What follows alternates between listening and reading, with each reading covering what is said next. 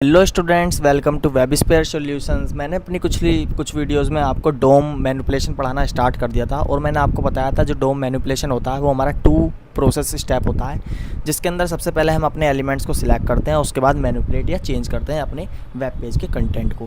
तो मैंने आपको पिछली वीडियोज़ में सिलेक्ट करना बताया था कि हम एलिमेंट्स को सिलेक्ट कैसे करते हैं। हम क्लासेस, टैग नेम्स, आईडीज़, हम कैसे भी अपने एलिमेंट को सिलेक्ट कर सकते हैं। लेकिन एक जो हमारा बेसिक सिंटैक्स होता है उसमें हमने एक क्वेरी सिलेक्टर पढ़ा था, हम क्वेरी सिलेक्टर से कैसे जो है सिलेक्ट करते हैं अपने एलिमेंट्स को। तो आइए चलते हैं अपने कंसोल की तरफ और सिलेक्टर के बाद अब मैं आपको मैनिपुलेट करना सिखाऊंगा कि हम डोम की मदद से कैसे मैनिपुलेट कर सकते हैं अपने ऑब्जेक्ट्स को।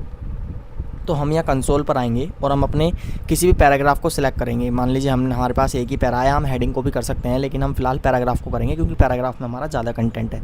तो हम क्या करेंगे, सबसे पहले हम करेंगे document dot query selector, query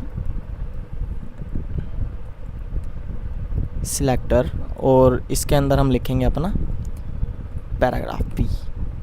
तो हमारा जो ये पैराग्राफ जो है सिलेक्ट होकर आ जाएगा एज अ ऑब्जेक्ट बनकर। तो अब हम इसको क्या करेंगे, let para is equal to, हम इसको किसके अंदर डाल देंगे, एक वेरिएबल के अंदर डाल देंगे। इसको हम कंट्रोल सी कंट्रोल वी यहाँ पर जो है हमने पेस्ट कर दिया। तो ये अगर हम अब पैरा प्रिंट कराएं तो हमारा जो है ये पैरा प्रिंट होकर आ जाएगा। अब हम क्या करेंगे, हम इसकी प्रॉपर्टीज़ को प्रिंट कराएंगे। कंसोल डॉट, हम इस ऑब्जेक्ट की प्रॉपर्टीज़ को प्रिंट कराएंगे, कंसोल डॉट dir। तो इस तरह से जो है इसकी प्रॉपर्टीज़ प्रिंट हो जाएंगी। तो ये सारी की सारी हमारी पैरा की प्रॉपर्टीज़ आ गई हैं। अब हम मैनिपुलेट करने से पहले, अपने वेब पेज के कंटेंट को मैनिपुलेट करने से पहले 3 प्रॉपर्टीज़ पढ़ेंगे, और इन 3 प्रॉपर्टीज़ का नाम क्या है मैं आपको बता देता हूँ। सबसे पहली प्रॉपर्टी हम पढ़ेंगे इनर टेक्स्ट, दूसरी पढ़ेंगे टेक्स्ट कंटेंट, और तीसरी पढ़ेंगे इनर HTML। तो सबसे पहले हम देख लेते हैं अपनी प्रॉपर्टीज़ को। ये रहा हमारा इनर HTML, ये रहा हमारा इनर टेक्स्ट, और लास्ट बताया मैंने आपको टेक्स्ट कंटेंट। टेक्स्ट कंटेंट भी यहीं पे कहीं प्रॉपर्टी होगी। तो ये रहा हमारा टेक्स्ट कंटेंट। तो आइए सबसे पहले 1 बाय 1 इनको प्रिंट कर लेते हैं। इसको हम, ये हमने एक्सपेंड कर रखा था, ये बंद कर दिया। अब हम क्या करेंगे, सबसे पहले हम इनर टेक्स्ट प्रिंट करा लेते हैं। इनर टेक्स्ट प्रिंट कराने के लिए हम क्या करेंगे, पैरा डॉट इनर टेक्स्ट लिख लेते हैं। तो हमारा सारा का सारा इनर टेक्स्ट आ जाएगा। उसके बाद हम लिखेंगे पैरा डॉट टेक्स्ट कंटेंट लिख लेते हैं। तो हमारा सारा का सारा टेक्स्ट कंटेंट आ जाएगा। उसके बाद हम लिखेंगे पैरा डॉट इनर HTML। तो ये हमारा कुछ गलत हो गया, तो ये हमने यहाँ पे डॉट की जगह कॉमा लगा दिया। तो यहाँ पर हमारा सारा का सारा इनर HTML आ जाएगा। अब इन 3 प्रॉपर्टीज़ में डिफरेंस क्या होता है और ये क्या होती है, मैं आपको सबसे पहले वो बता देता हूँ। जो हमारा इनर टेक्स्ट होता है वो शो करता है हमारा visible text content in a node. मतलब जितना भी हमारा टेक्स्ट हमारी स्क्रीन पर विजिबल होता है, ये सारा का सारा पैरा के अंदर हमारा जितना भी टेक्स्ट है, ये हमारा सारा का सारा टेक्स्ट किसके अंदर आता है, इनर टेक्स्ट के अंदर।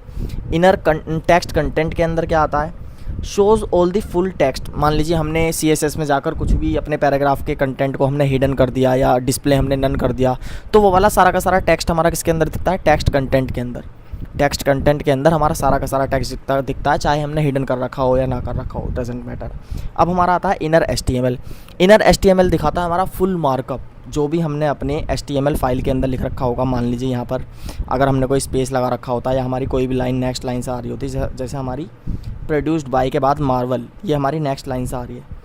तो अगर हम अपने इसके अंदर जाकर देखें तो प्रोड्यूस्ड बाय के बाद जो हमारी ये मार्वल वाली लाइन है, यहाँ पर बैकस्लैश n आ गया। बैकस्लैश n का मतलब होता है n। तो इस तरह से पूरा जो है इनर HTML के अंदर फुल मार्कअप दिखाता है। अब मैंने आपको तीनों प्रॉपर्टीज़ के अंदर डिफरेंस बता दिया है कि तीनों प्रॉपर्टीज़ क्या होती हैं। अब हम करेंगे इनको मैनिपुलेट। अगर हमें ये डाटा जो है मैनिपुलेट करना हो पैराग्राफ का, तो हम कैसे मैनिपुलेट करेंगे। बेसिकली हम लिखेंगे पैरा डॉट, अगर हमें इनर टेक्स्ट के अंदर कुछ भी मैनिपुलेट करना है तो हम क्या करेंगे, हम लिखेंगे para dot inner text. Basically equal to करके हम इसे चेंज कर देंगे डाटा को। मान लीजिए हम इसके अंदर लिखना चाहते हैं, हे आई एम आयरन मैन। या फिर मैं लिख दूँ आई am big fan of Iron man.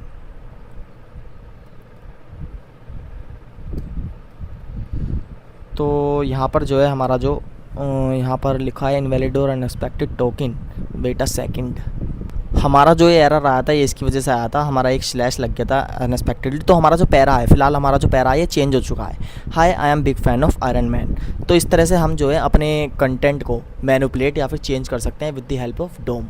डोम क्या होता है? डॉक्यूमेंट ऑब्जेक्ट मॉडल, उस जिसमें सबसे पहले हम क्या करते हैं, हम अपने एलिमेंट्स को सिलेक्ट करते हैं, उसके बाद उसको चेंज करते हैं। अगर हम इसे रिफ़्रेश कर देंगे तो हमारा पैराग्राफ जैसे था वैसे ही आ जाएगा और हमारा सारा का सारा ये जितना भी कंटेंट था ये क्लीन हो जाएगा। तो इसका मतलब क्या है कि कंसोल पर हम जितने भी चेंजेस करते हैं वो टेम्परेरी होते हैं। अगर हम यही चेंज अपने जावास्क्रिप्ट वाली फाइल के अंदर कर दें तो ये चेंज कैसे हो जाएंगे? हमारे परमानेंट हो जाएंगे। That's it.